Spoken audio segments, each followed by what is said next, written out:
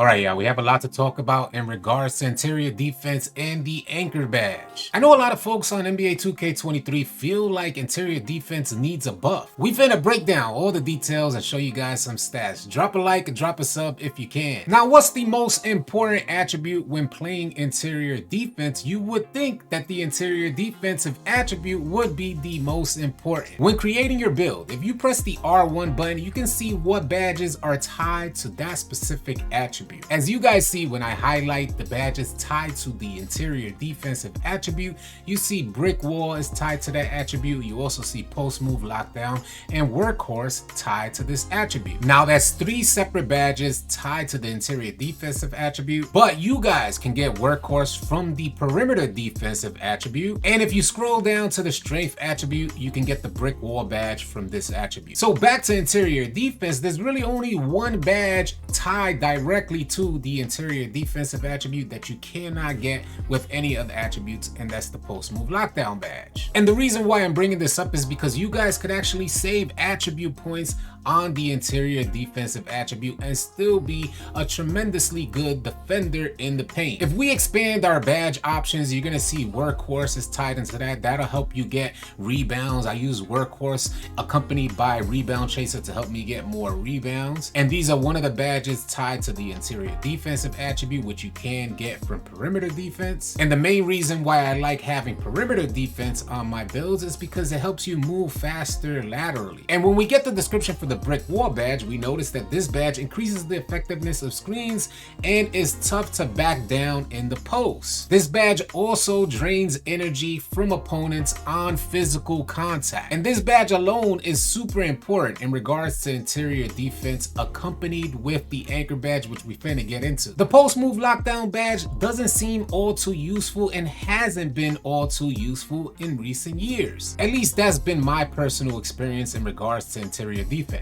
So it seems that the interior defensive attribute is mainly tied into moves that are done by the offense in the paint prior to the finish or contest. And that's more so noticeable when we highlight the block attribute, as you get the chase down artist badge, you also get the pogo stick badge and the main badge and anchor for interior contests. And from my experience, this is the main attribute that you guys would use in order to make a contest in the paint. As it says in the description for the anchor badge, it increases the player's ability to block shots and protect the rim at a high level. And 2K consolidated the rim protector badge and also the intimidator badge to make the anchor badge. I'm sure we all know and have experienced how good the intimidator badge was in previous versions of 2K. I want to first provide you guys with this image to help give you guys some visuals on what the anchor badge is doing for your defender in the paint, as the anchor badge helps increase your contest in the paint and also lowers the make percentage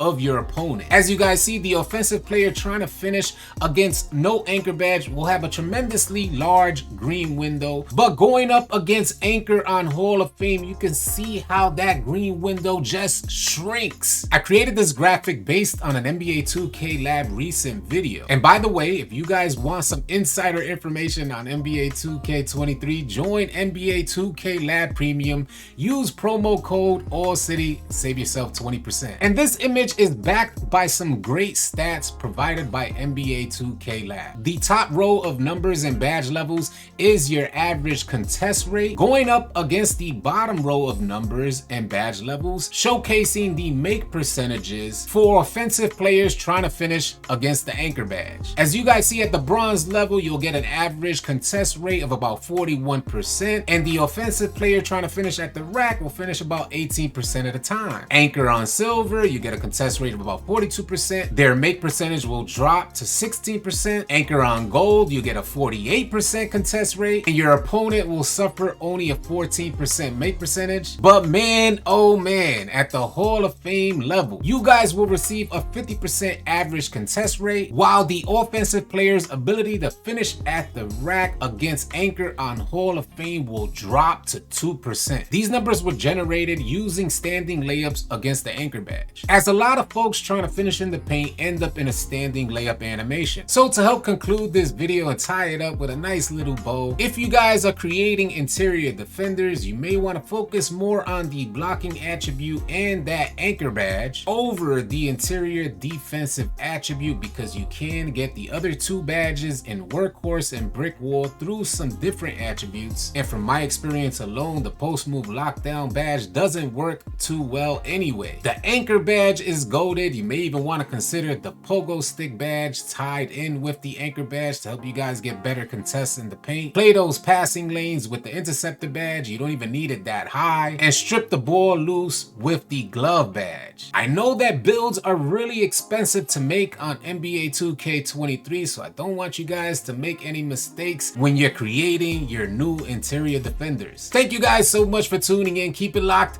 right here at AllCity Live TV because we got a bunch more NBA 2K23 news, information, and updates coming your way. Drop a like, drop a sub on your way out. I'll catch you guys on the next video. Easy, y'all.